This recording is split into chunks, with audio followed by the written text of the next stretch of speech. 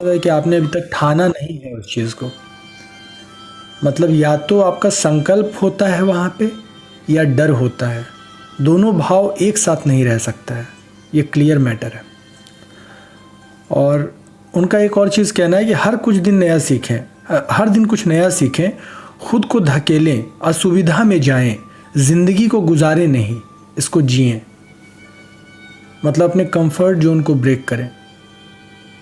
वो आदमी जिसके पास दुनिया का सारा सुख है वो ये बात बोल रहा है।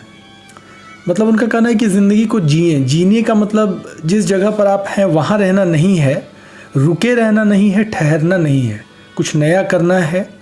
उसके लिए चाहे कोई भी आपको कुछ भी पे करना पड़े, क्योंकि जीवन मिला है तो कुछ कीजिए। और मैं इरफान खान की एक पॉडकास्ट या कुछ था, मैं देख रहा था, उसमें उन्होंने एक बहुत अच्छी बात बोली कि हम लोग गॉड को फॉलो करने लगते हैं कि इसमें ये लिखा हुआ है, उसमें वो बोला गया है। उन्होंने आपको जीवन दिया है अपने लाइफ को एक्सप्लोर करने के लिए, ना कि जो सिर्फ बताया गया है उस चीज़ को जीने और चले जाने के लिए। तो आपको अपने जीवन को कुछ इनोवेट करना है, मतलब कुछ नया करने के लिए, कुछ नए मकसद से आपको भेजा गया है। जो चीज़ें हो गई हैं उससे सीखने के लिए भेजा गया है, ना कि सिर्फ वही करने के लिए जो किया जा चुका है पहले। उन्होंने करके कुछ स्थापित किया और ईश्वर बन गए या जो भी बने, जिनको भी आप मानते हैं, उनको फॉलो करना ठीक है, लेकिन सिर्फ वही कर पाना ये गलत बात है, क्योंकि आपको नए मकसद से भेजा गया है। कुछ काम अधूरा रह गया है उनका जिसके लिए आपको और हमको भेजा गया है। तो हम लोग इस चीज़ को समझ पा रहे हैं कि नहीं, हमें क्या करना है, कि ऐसे ही बस चले जा रहे हैं, किए जा रहे हैं। तो ये लाइन मुझे टॉम क्रूज़ की बहुत अट्रैक्ट किया। जब मैंने पेपर को कट उसी समय कर लिया था। जब आप किसी चीज़ को करने की ठान लेते हैं तो डर अपनी ताकत खो देता है। क्योंकि पर्सनली मेरे लाइफ में भी बहुत सारा ऐसा सिचुएशन आता रहता है, बहुत सारा सिचुएशन आया भी है ऐसा, और हर एक के लाइफ में आता है। और क्योंकि जिन भी लोगों को मैं जानता हूँ तो कुछ ना कुछ कंडीशन तो उसके लाइफ में आता है। हाँ, किसी का, हर एक का सिचुएशन अलग हो सकता है, थीम अलग हो सकता है, लेकिन सिचुएशंस आते हैं सभी के लाइफ में। चैलेंजेस भी हैं और विंस भी हैं। तो अगर हम किसी चीज़ को लेकर फियर फैक्टर में हैं तो ये क्लियर मैटर है कि हमारे संकल्प में कमी है कहीं ना कहीं। इसका रीज़न क्या है कि या तो मतलब अब जब आप देखते हैं किसी चीज़ को, या तो ये एक ट्रेन की तरह है, या तो ये दिल्ली की ओर जाएगी या कलकत्ता की ओर जाएगी। मतलब या तो नॉर्थ जाएगी या साउथ जाएगी, या तो ईस्ट जाएगी या वेस्ट जाएगी। दोनों साइड नहीं जा सकता है। दोनों अपोजिट साइड का जो डिस्टेंस है वो एक बार में तय नहीं किया जा सकता है।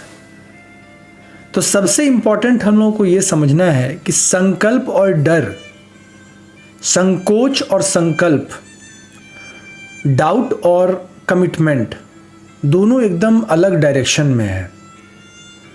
लेकिन एक यहाँ पर एक चैलेंज जो आता है, जो मैंने बहुत ज़्यादा फील भी किया है, कि हम लोग ना उधर होते हैं ना उधर, हम लोग ज़्यादातर बीच में होते हैं। जैसे ऐसा नहीं कि हम पूरी तरह से डर ही रहे हैं, हम कोशिश भी कर रहे हैं और डर भी रहे हैं, ऐसा होता है ज़्यादा सिचुएशन। अगर आपके साथ होता हो तो बताइएगा। तो मुझे ऐसा लगता है कि ज़्यादातर वक्त हम लोग संकल्प में होते हैं और डर रहे होते हैं, दोनों चीज़ एक साथ कर रहे होते हैं। इसीलिए ना तो हम इधर जा पाते हैं ना उधर जा पाते हैं। हम पावर फील करते हैं लेकिन अंदर से हम लोग वीकनेस भी शो कर रहे होते हैं। मैंने पर्सनली फील किया कि जब तक आप पूरी तरह से संकल्पित फील नहीं करेंगे, कमिटमेंट फील नहीं करेंगे, अचीवमेंट नहीं होगा। बीच की स्थिति में कभी भी अचीवमेंट नहीं होता है, और बीच की स्थिति में डर भी हावी हो जाता है। जब ज़्यादा दिन तक ये सिचुएशन बना रहता है कि हम लोग इस परिस्थिति में बने हुए हैं कि हम संकल्प भी ले रहे हैं और हम थोड़ा सा फियर फैक्टर के साथ भी हैं, होगा नहीं, क्या होगा, कैसे होगा, तो हम कहीं भी नहीं पहुंच पाते हैं। और ये जो समय है, मैंने ऐसा फील किया कि बहुत लंबे समय तक रहता है। हो सकता है कि 1-2 महीने रहे, हो सकता है 6 महीने, साल भर, हो सकता है 5 साल, या हो सकता है 10 साल भी। क्योंकि हम समझ नहीं पाते हैं कि हम किस सिचुएशन में हैं, इसलिए हम उसको ख़त्म नहीं कर पाते हैं। तो सबसे इम्पॉर्टेंट जो चीज़ है ये डिसाइड करना कि आपको एक्चुअली में क्या करना है, क्या बनना है, आपको क्या चुनना है। या तो आप डर की ओर जाइए या संकल्प की ओर जाइए। और तीसरा रास्ता भी है, जिस रास्ते जो मंजिल है आपका, हो सकता है कि आपको वहाँ पहुँचना ही नहीं हो, इसीलिए आप बीच की स्थिति में है। कई बार ऐसा होता है। तो रास्ता बदलिए, टाइम बर्बाद करने का समय नहीं है हमारे पास। आप देखिए कि कौन सा रास्ता रियल में आपको जाना है। अगर आप लंबे समय तक डाउट की स्थिति में हैं तो शायद वो मंजिल आपको अट्रैक्ट नहीं कर रहा है जहाँ आप पहुँचना चाह रहे हैं। वो आपके संकल्प के काबिल ही ना हो। शायद आप जिस चीज़ को जो कमिटमेंट देना चाह रहे हैं वो उसके योग्य ही नहीं हो। जैसे लोहा को अट्रैक्ट चुंबक करता है, लोहा को दूसरा लोहा अट्रैक्ट नहीं कर सकता है। तो आप ये देखिए कि मैग्नेट है सामने में या फिर बस ऐसे ही आपको लग रहा है कि मैग्नेट है। क्योंकि अगर उसमें इतना अट्रैक्शन होगा तो वो अपनी ओर आपको खींचेगा ही, वो आपको डिस्ट्रैक्ट बहुत कम होने देगा, ज़्यादा फोकस उधर रहेगा। तो आपको ये इन चीज़ों पर हम लोगों को सोचना चाहिए। तो ये कुछ चीज़ें थी जो मुझे लगा कि आपसे शेयर करना चाहिए। और एक चीज़ इन्होंने और कही थी कि आपका जुनून जो है वो आपके डर से बड़ा होना चाहिए।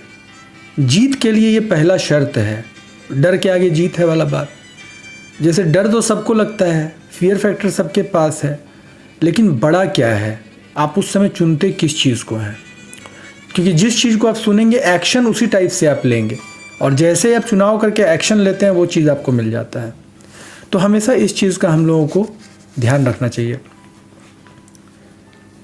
अब सबसे बड़ी चीज़ है कि हम लोग रोज़ यहाँ पर ग्रेटिट्यूड करते हैं, मिरेकल्स करते हैं, बहुत सारा चीज़ हम लोग कर रहे होते हैं अपने लाइफ को बेहतर करने के लिए। मॉर्निंग मिरेकल्स में हम लोग, मॉर्निंग सेशन में हम लोग बहुत सारा चीज़ कर रहे हैं, लेकिन उसके बावजूद भी कई सारा निगेटिव थॉट्स हमारे अंदर चल रहा होता है। क्योंकि यहाँ से जब आप जाते हैं तो निगेटिव माहौल में जाते हैं, एवरेज लोगों के बीच में जाते हैं। आप उन लोगों के बीच में नहीं जाते हैं जो कि बहुत एक्स्ट्रा ऑर्डिनरी थिंकिंग रखते हैं। नहीं, हम लोग ऐसे सोसाइटी में रहते हैं जहाँ एवरेज लोग रहते हैं, बिलो एवरेज रहते हैं, माइंडसेट जिनका बिलो एवरेज है। सोसाइटी वही है, मतलब मास वही है। मास टॉप लेवल थॉट प्रोसेस वाले लोगों का नहीं है।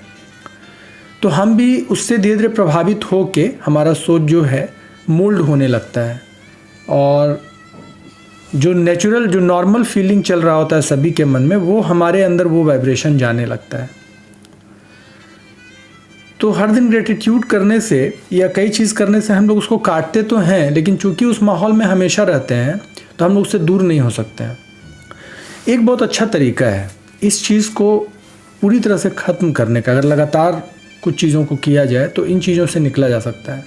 उसमें सबसे पहला चीज़ है कि जब हम, जैसे मान लीजिए जब हम कीचड़ में कूद ही गए हैं तो फिर क्या ही फ़र्क पड़ता है, क्या लाज और क्या शर्म। तो छोड़ दीजिए ग्रेटिट्यूड। सबसे पहले ये देखिए कि अगर इस परिस्थिति में हैं तो क्या चीज़ हमको तंग कर रहा है बहुत ज़्यादा। ग्रेटिट्यूड हम करेंगे बट वो बाद का बात है। तो हमें पेन और पेपर उठाना है और हमें आज लिखना है कि कौन कौन सा थॉट हमें परेशान कर रहा है, किन चीज़ों से हम परेशान हैं, वो कौन सा सोच है जो हमको रोक रहा है, जो हमको रोज़ तंग कर रहा है सुबह से शाम तक। क्या लगता है कि हम असफल हो जाएंगे, या पहले भी जो होता आ रहा है वही चीज़ हम रिपीट कर रहे हैं, वही पैटर्न, फिर से हम उसी डायरेक्शन में जा रहे हैं, लगातार एफर्ट लगाने के बाद फिर से हम वापस जा रहे हैं, लाइफ टेक ओवर कर रहा है। तो हम लोग 5 मिनट लेंगे समय और हम लोग उन परेशानियों और चैलेंजेस को लिखेंगे जो हमको चैलेंज कर रहा है, जो हमको रोक रहा है आगे बढ़ने में। तो आज हम लोग चैलेंजेस को लिखेंगे और डीप ब्रीदिंग करते हुए लिखेंगे, गहरी सांस लेंगे, अच्छा महसूस करेंगे, हल्का स्माइल करेंगे और अपनी परेशानियों को, अपने चैलेंजेस को लिखेंगे। तो लिखते हैं,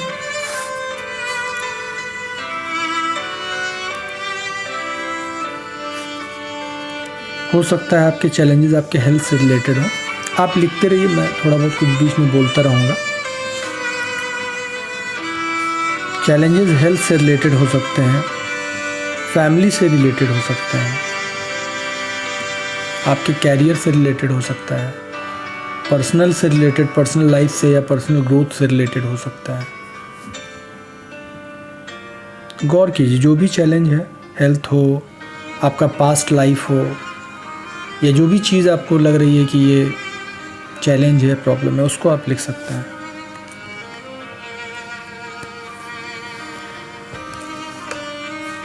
तो आज अपने आप को हम लोग बता रहे हैं कि मेरी लाइफ में ये चैलेंज है और हम उसको नोटिस कर रहे हैं। हेल्थ के रिगार्डिंग, फैमिली के रिगार्डिंग, रिलेशनशिप के रिगार्डिंग कोई अगर चैलेंज है, पास्ट लाइफ से रिलेटेड कोई चीज़ बार बार आपके सामने आ रही है, कोई इंसान, कोई परिस्थिति, कुछ ऐसी गलतियां जो आपसे हो गई, जो बार बार आपके सामने आ रहा है,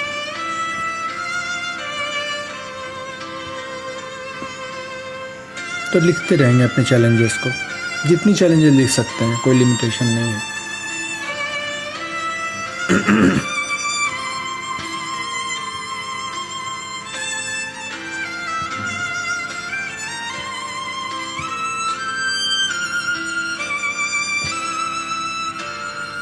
गहरी सांस लेते रहेंगे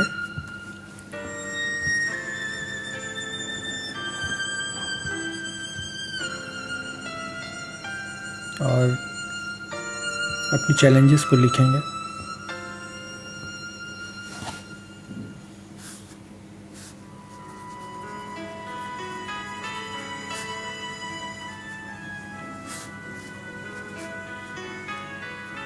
या आप हर बार कुछ सोच के भी प्रोक्रेस्टिनेट कर रहे हैं, हर बार आप प्लान कर रहे हों, 100% प्लानिंग अच्छा हो जाता हो, 100% तो नहीं, 99%, 1% सिर्फ एक्शन की बात आ रही हो और आप पता नहीं कितने दिन से क्यों पीछे चल रहे हैं। ये भी एक चैलेंज हो सकता है। कोई रीज़न नहीं हो जो समझ में ही नहीं आ रहा हो कि क्या रीज़न है। माइंड फॉगी हो गया है, ब्लैंक हो गया है, कहीं स्टक हो रहे हैं, ये भी एक चैलेंज है।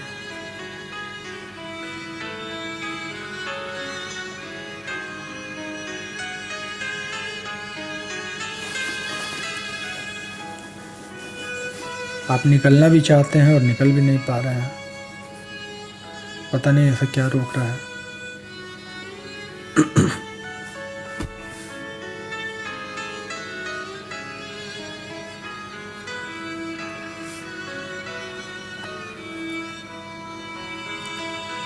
दो मिनट और है, लिखेंगे अपने चैलेंजेस को।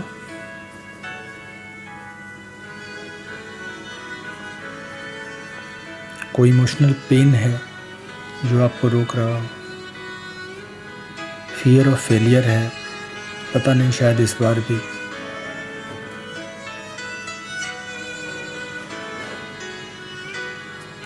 क्या चीज़ है जो आपको परेशान कर रहा है, जो रोक रहा है?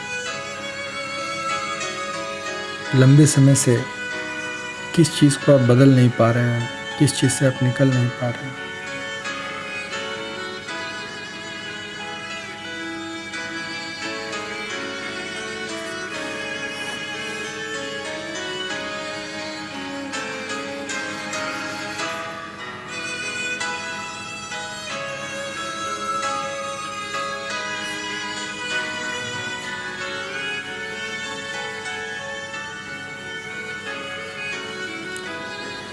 चलिए 5 मिनट हम लोगों ने अपने चैलेंजेस को लिखा।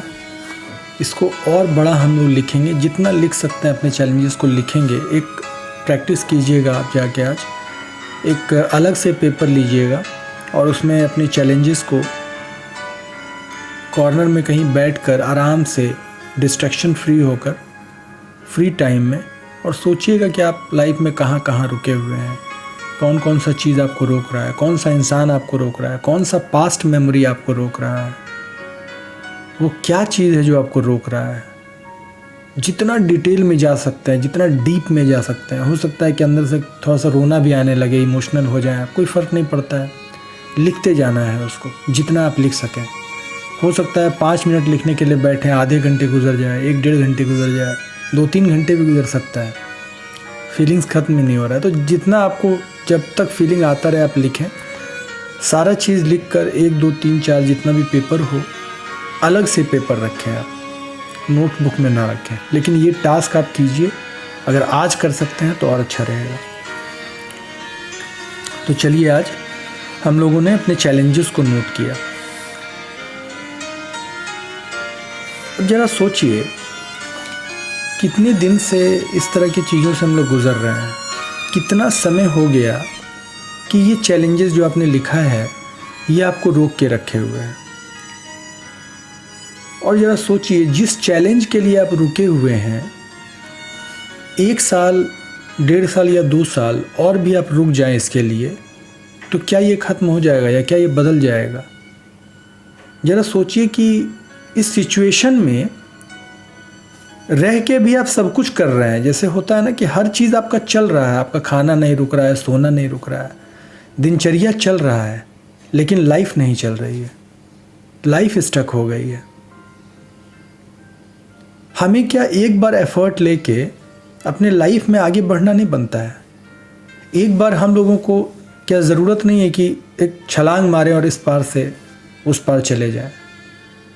आप जब सोचिए ज़रा, मैं आज अभी ऐसा मैंने कुछ प्लान नहीं किया था, लेकिन मुझे एक स्टोरी, बहुत अच्छी स्टोरी याद आ गई, मैं आपसे शेयर करना चाहता हूँ यहाँ पे। एक बार क्या हुआ कि एक जंगल में बाढ़ आया हुआ था। होता है ना जंगल में जो कभी पानी, नदी का बाढ़ आ गया, पानी आ गया, तो एक छोटा सा जैसे भेड़ों का एक झुंड था, वो जा रहा था अपना जान बचाने के लिए, कहीं छिपा हुआ था।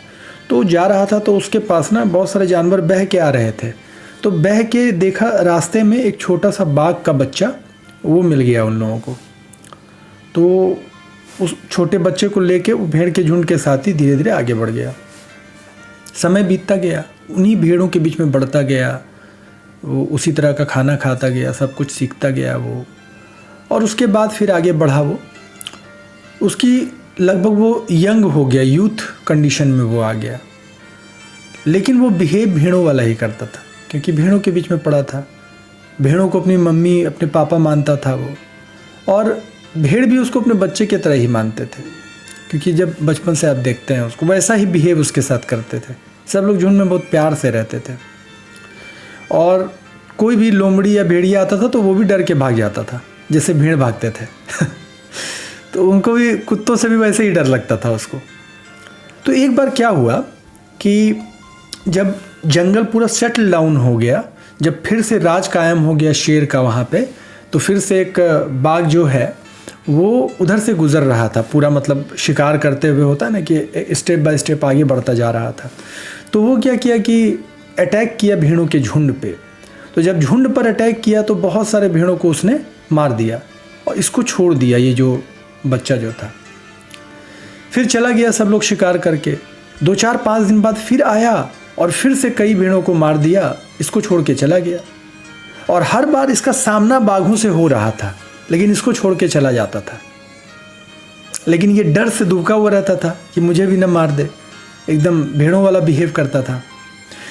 तो तीसरी बार जब अटैक हुआ तो वो जो किंग था, जो झुंड का राजा था अटैक करने वाले का, वो रुका और वो इस पे बोला, अरे तुम क्या यहाँ पे डर के बैठे हुए हो? तुम क्यों हो यहाँ पे? डर क्यों रहे हो तुम मुझसे? तो बोला कि मुझे लगता है कि सबको जैसे आप मार देते हैं मुझे भी मार देंगे, तो मैं तुम्हें क्यों मारूंगा? तो बोला कि जैसे सबको आप मार दे रहे हैं मेरे अपने लोगों को। तो उसके बाद उसको कॉलर उसका पकड़ा, होता है ना वो गर्दन जो होता है, पकड़ा और घसीटते हुए उसको पानी के पास ले गया। और पानी के पास ले जाने के बाद उसको पानी में जो मिरर जो दिखता है फेस ना, इमेज, उसको दिखाया। जब वो देखा और उसके बाद फिर उधर दिखाया भेड़ों की तरफ, उधर देखा तो देखा चेहरा नहीं मैच कर रहा है। 2 4 बार दिखाया तो उसको लग गया कि मैच नहीं कर रहा है, और फिर अपने तरफ दिखाया और फिर दिखाया। बोला कि देखो किससे मैच कर रहे हो तुम, कौन हो तुम पहचानो अपने आप को, तुम अभी तक भूल भुलावे में हो। और उसके बाद जब उसको समझ में आ गया कि वो कौन है, कहाँ से आया है, उसका ओरिजिन क्या है, उसके बाद एक दहाड़ मारा और फिर उनके साथ चला गया शिकार करने। सब कुछ बदल गया उस एक इमेज दिखने के बाद।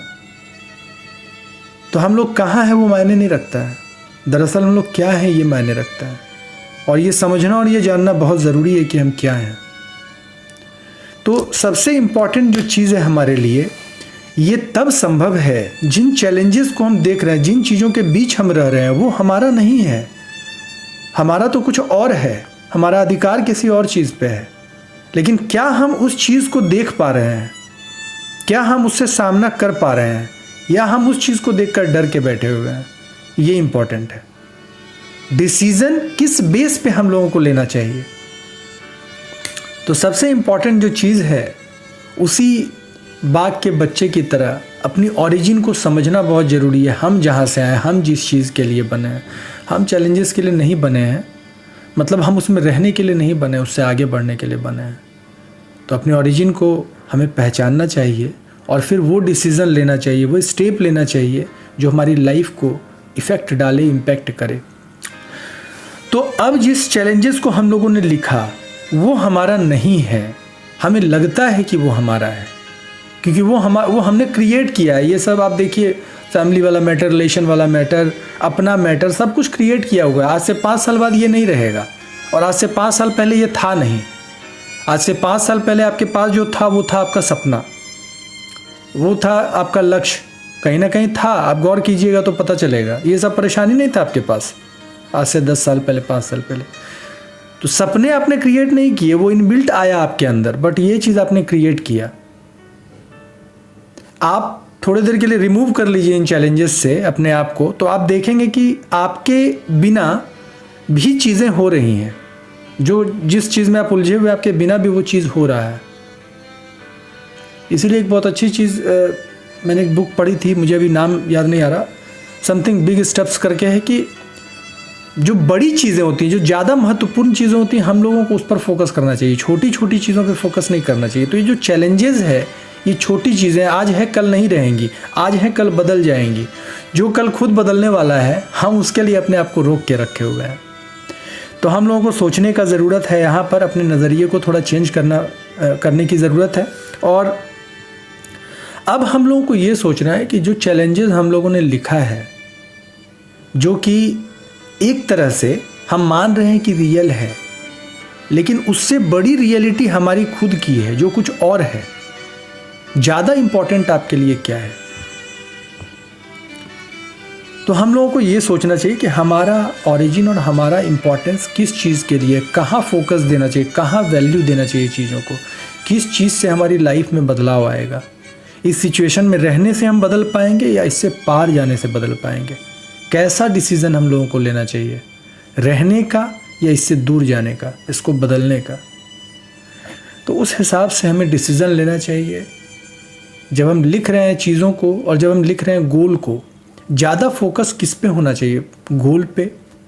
ज़्यादा टाइम किस पे देना चाहिए? गोल पे या चैलेंजेस पे? तो जब हम इस तरह से सोचेंगे तब चीज़ें बदलेंगी हमारे लिए। तो हम लोग अपने आँखों को बंद करेंगे, डीप ब्रीदिंग करेंगे।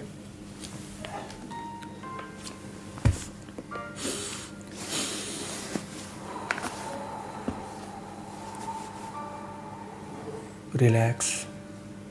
Take a deep breath. Relax. Relax.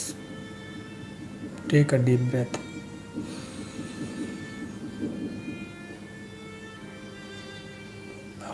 Release. Relax. Relax. रीढ़ की हड्डी को सीधा रखेंगे, जोर नहीं देंगे। अपने हाथों को और पैरों को आराम से रखेंगे। नेचुरल ब्रीदिंग करेंगे। अपने दोनों आँखों के बीच हल्का फोकस लाएंगे। सांस लेते हुए बॉडी को आराम से रखेंगे।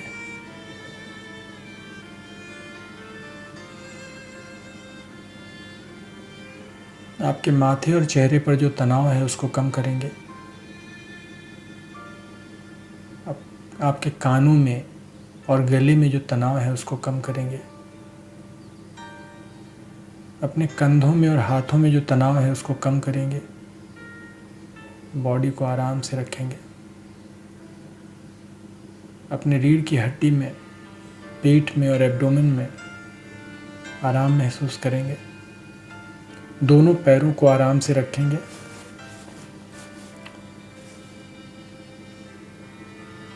एकदम रिलैक्स करेंगे। Take a deep breath. Relax relax. Body को एकदम आराम से रखेंगे। फोकस सांसों पर रहेगा।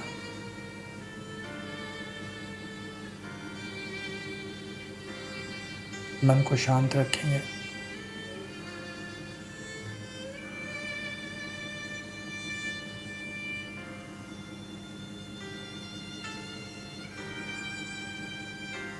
गहरी सांस लेंगे। आराम से लेंगे, आराम से छोड़ेंगे।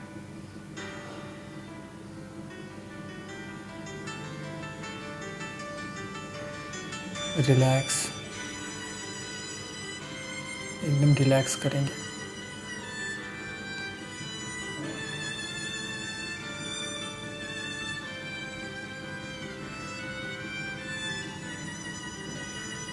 अपने ध्यान को अपने मस्तिष्क पे ले जाएंगे और जो विचार चल रहे हैं, जो चैलेंजेस हमने लिखे हैं, उसको अपने मस्तिष्क के स्क्रीन पर इमेजिन कीजिए कि एक स्क्रीन चल रहा है आपके मस्तिष्क में। उस स्क्रीन पर वो चैलेंजेस आ रहे हैं।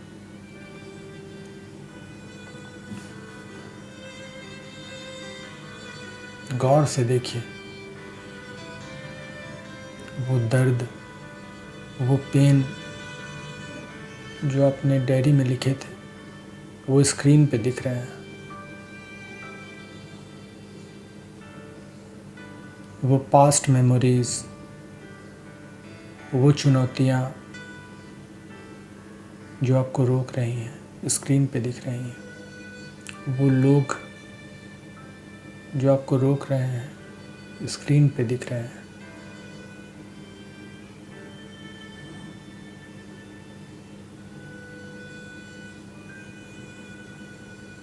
पास्ट मेमोरीज, चैलेंजेस, लोग, स्थिति, ये सब स्क्रीन पे दिख रहे हैं। ये चैलेंजेस वाला स्क्रीन है, लेकिन इसका रिमोट कंट्रोल आपके हाथ में है। आप जब चाहें इस चैनल को चेंज कर सकते हैं।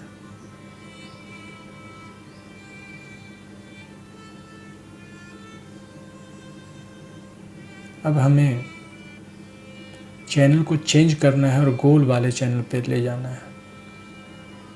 चैनल चेंज कीजिए। अब हमारा चैनल गोल वाला चैनल है। अपना मुस्कुराता हुआ चेहरा इस चैनल पर देखिए। आप मुस्कुरा रहे हैं। एक खुशी महसूस कीजिए। आपका गोल स्क्रीन पर दिख रहा है।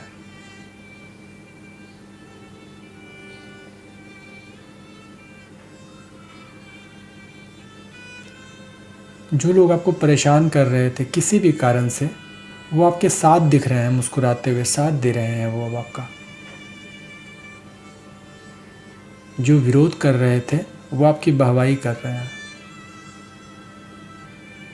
और आप मुस्कुरा रहे हैं, अच्छा महसूस कर रहे हैं, सबसे अच्छा व्यवहार कर रहे हैं।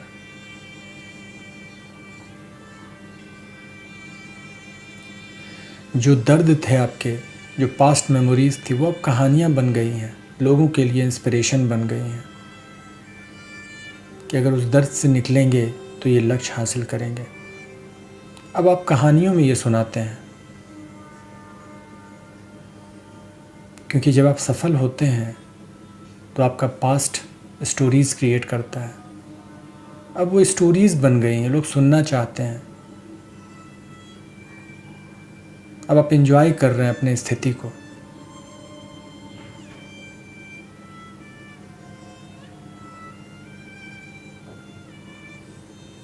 अब समय है इस चीज़ को देखने का कि आपने क्या किया जो ऐसा हुआ।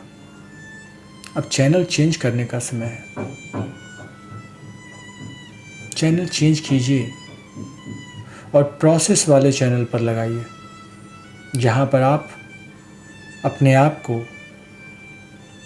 फेलियर से निकलकर गोल अचीव करते हुए देखेंगे कि आपने क्या किया। देखिए अपने आप को।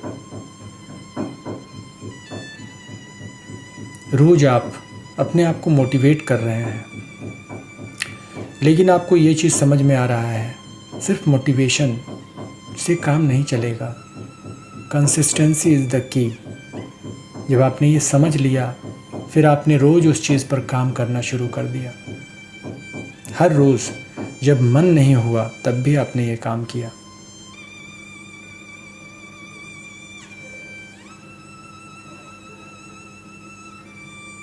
जो तकलीफ़ दे रहा था उसे देने दिया, फिर भी आपने काम किया।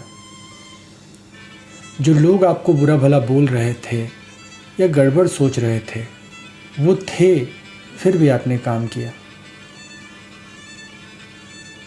कई बार आपने ऐसे डिसीज़न भी लिए जो लोगों को तकलीफ़ पहुंचा रहा है, लेकिन आपको पता है ये आगे चलकर जब गोल्स आप अचीव करेंगे तो यही लोग आपके साथ देंगे और मुस्कुराएंगे।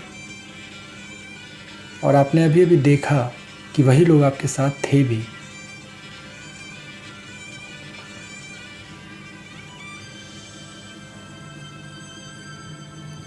जिन लोगों को आप अपने लाइफ में चाहते थे, उनका नज़र आप अपनी ओर कर रहे हैं। उनको विश्वास होता जा रहा है कि अब आप सही ट्रैक पर हैं, जल्दी ही कुछ कीजिएगा। आपके एफर्ट को देखकर उनको बिलीव आ रहा है। और जब गोल पर आप थे तो आपने देखा वो लोग आपके साथ थे।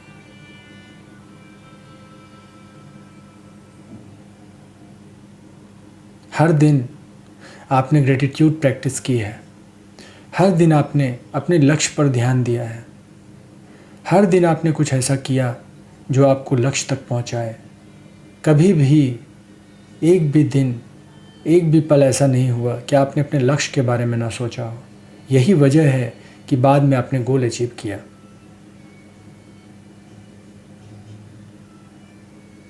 जो ब्लेसिंग्स गॉड ने आपको दिया था, उस ब्लेसिंग्स के कारण आप हर जगह पर कंसिस्टेंट रह रहे हैं। कहीं कंसिस्टेंसी ब्रेक ही नहीं हो रहा है आपका। अब आपको पता है कि आगे आप अचीव करने वाले हैं और क्या हासिल करने वाले हैं और क्या महसूस करने वाले हैं। इसीलिए आप ज़्यादा डेडिकेटेड वे में कंसिस्टेंटली काम कर पा रहे हैं। जो आपका लक्ष्य है उस ओर एक एक करके कदम आप बढ़ा रहे हैं। चुनौतियाँ आ रही हैं, ऐसा नहीं है कि चुनौती कम है, चुनौतियाँ बढ़ती जा रही हैं, लेकिन आपका प्रयास भी बढ़ता जा रहा है। और जीत उसकी होती है जो ज़्यादा बड़ा होता है। आपका प्रयास इस बार पहले से कई बड़ा है और ये बड़े होने के कारण हर बार जीत जाता है, चुनौतियाँ हार जाती हैं। आप अपने लक्ष्य की ओर बढ़ रहे हैं, लगातार कंसिस्टेंटली हर दिन कर रहे हैं उस काम को जो ज़रूरत है आपको लक्ष्य को हासिल करने के लिए। गहरी सांस लेंगे।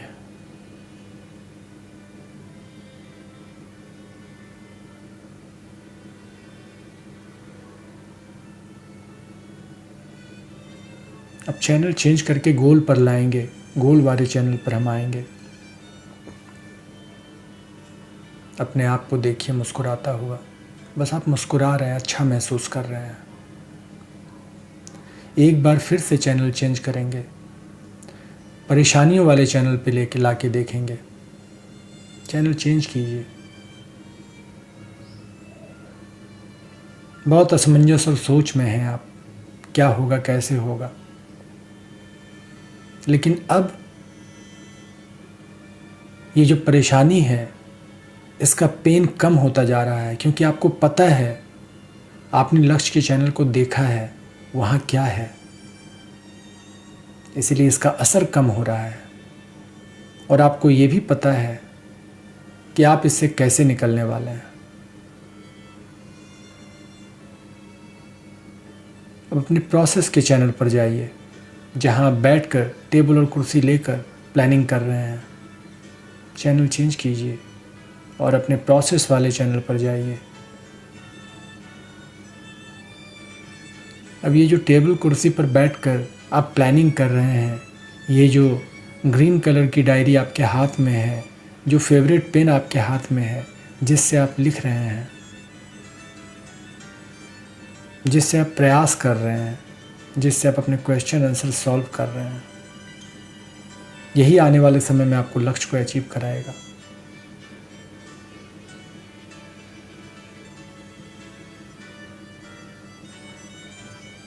गहरी सांस लेंगे,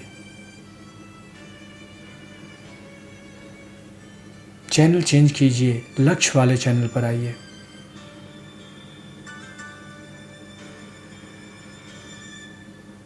यहाँ भी आप कुर्सी पर बैठे हैं, लेकिन ये कुर्सी बहुत शानदार है, एकदम सिंहासन जैसा। और इस बार आप बाहुबली के स्टाइल में बैठे हुए हैं, जैसे आपने कुछ बड़ा अचीव किया हो। लेकिन आपके हाथ में तलवार नहीं है, पेन है, जिस पेन ने आपको ये जीत दर्ज कराई।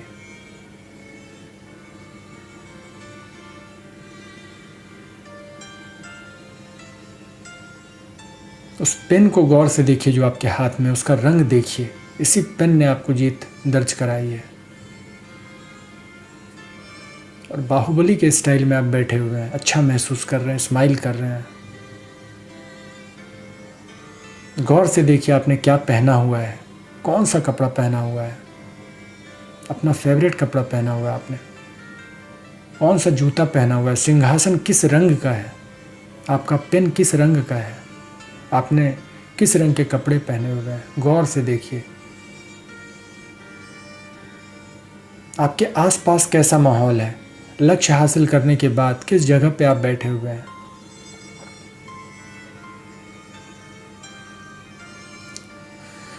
अब एक सवाल का जवाब खुद से पूछिए कि अगर आपको कोई बोले कि नहीं नहीं तुम वो वाली जीवन जियो, वही चैनल लगातार देखो, पहली वाली चैलेंजेस वाली, आपका डिसीजन क्या होगा, कौन सा चैनल आप देखना चाहिएगा।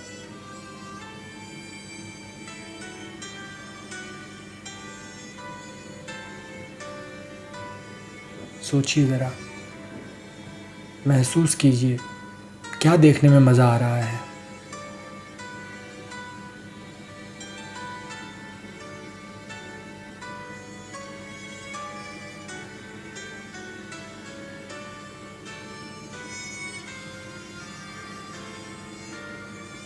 गोल देखने में जो मज़ा आ रहा है, लक्ष्य देखने में जो मज़ा आ रहा है, तो इसी चैनल को हम कंटिन्यू करेंगे और इसी को देखेंगे।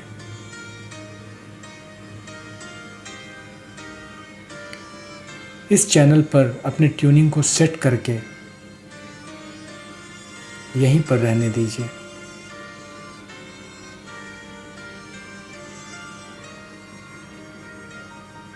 गहरी सांस लेंगे,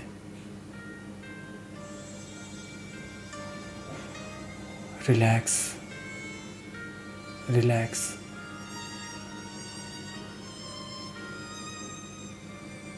ये जो चैनल आप देख रहे हैं अपने लक्ष्य वाला, ये प्रोसेस से गुजरने के बाद हासिल होगा। इसी में मज़ा है, इसी में अच्छा फील हो रहा है। हमें इसी को देखना है, हमें बाकी चीज़ों को नहीं देखना। और ये हमारे हाथ में है, क्योंकि रिमोट हमारे हाथ में है, तो हम जो चाहें वो देख सकते हैं।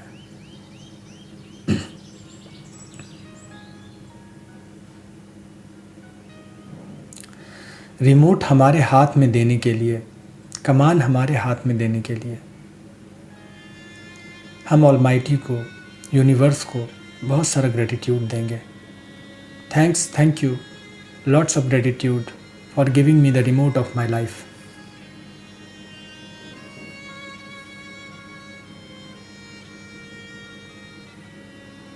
Thank you for giving me the power to choose whatever I want.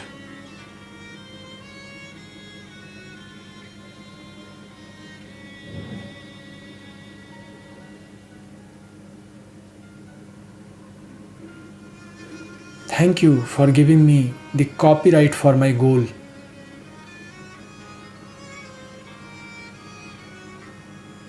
Lots of gratitude. Thank you. Thank you, universe.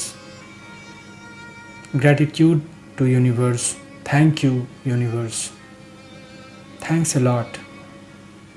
मुझे ये क्षमता देने के लिए, मेरे हाथ में मेरा रिमोट देने के लिए, मुझे वो दिखाने के लिए जो मेरा लक्ष्य है, जो मैं हूँ वो मुझे बताने के लिए, मेरा रिमोट मेरे हाथ में देने के लिए।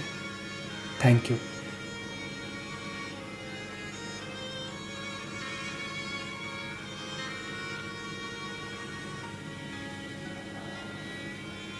अपने दोनों हाथों को प्रणाम की मुद्रा में लाएंगे और अपने ईश्वर को अपने सामने उनकी मौजूदगी महसूस करेंगे।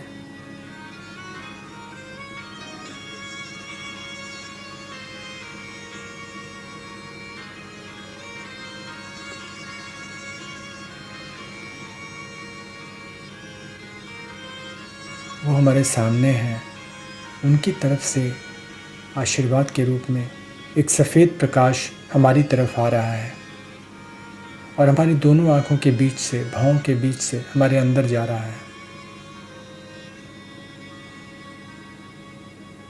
मस्तिष्क से होता हुआ, गले से होता हुआ दोनों हाथों में प्रकाश फैल रहा है। रीढ़ की हड्डी में, पेट में, एब्डोमेन में प्रकाश फैल रहा है। हमारे हाथों में, हमारे पैरों में प्रकाश फैल रहा है। पूरा शरीर ही सफ़ेद प्रकाश से भर गया है। हमारा हर सेल सफ़ेद रंग की प्रकाश से चमक रहा है, क्योंकि अब हमारा चैनल ट्यून हो चुका है।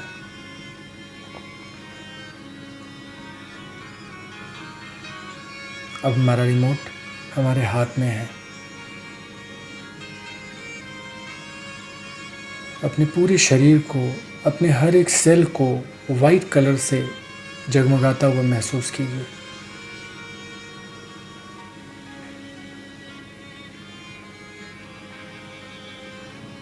अपनी सांसों पे ध्यान लाएंगे और अपने अंदर के इस प्रकाश और सुकून को महसूस करेंगे थोड़ी देर तक। सांसों पर ध्यान, गहरी सांस, एकदम धीरे धीरे।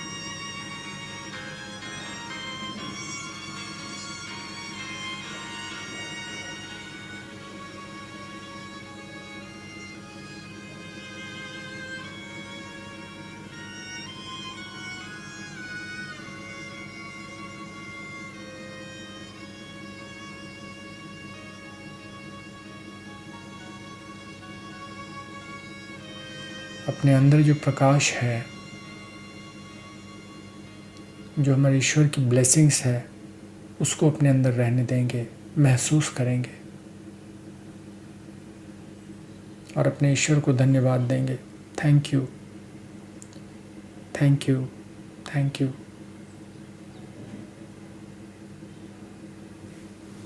अपने हाथों को रब करेंगे और आँखों पे रखेंगे, फिर अपनी आँखों को खोलेंगे धीरे धीरे, बहुत धीरे धीरे आँखों को खोलेंगे।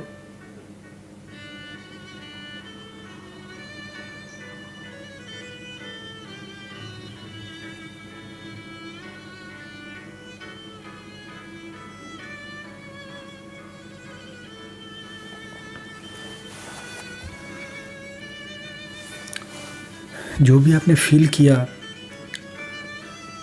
उसे अपनी नोटबुक में ज़रूर लिखिएगा आज। और ये बहुत ज़रूरी टास्क है कि आपने जो फील किया उसको तुरंत लिखिए। अगर तुरंत नहीं लिख पा रहे हैं तो उसको रिकॉर्ड कर लीजिए, बाद में सुनकर उसको लिख लीजिएगा। ज़्यादा डिटेल में रिकॉर्ड नहीं कर पा रहे हैं तो पॉइंट में उसको बोलिए, पॉइंट में ही बोल बोल के ये चीज़ ऐसे रिकॉर्ड कर लीजिए। तो इस चीज़ को कीजिए और हम लोग मिलते हैं फिर नेक्स्ट सेशन में। और एकदम आज जो सेशन हुआ ये बहुत इम्पॉर्टेंट है, इसको एकदम नोट कीजिए आप लोग। और जो भी सुझाव हो, जो भी सवाल हो वो आप ज़रूर पूछिए पर्सनल पे मेरे, या फिर ग्रुप में आप डाल सकते हैं। जो आप सेशन से फील करते हैं अपने फीलिंग को सेशन के बाद ग्रुप में ज़रूर डालिए। इससे मुझे भी पता चलता है कि रियल में क्या चीज़ हो रहा है, क्या बदल रहा है। या फिर कमेंट बॉक्स में आप ज़रूर लिखिए जो भी चीज़ आप चाहते हैं सेशन से, आपका जो डिमांड है। Thank you.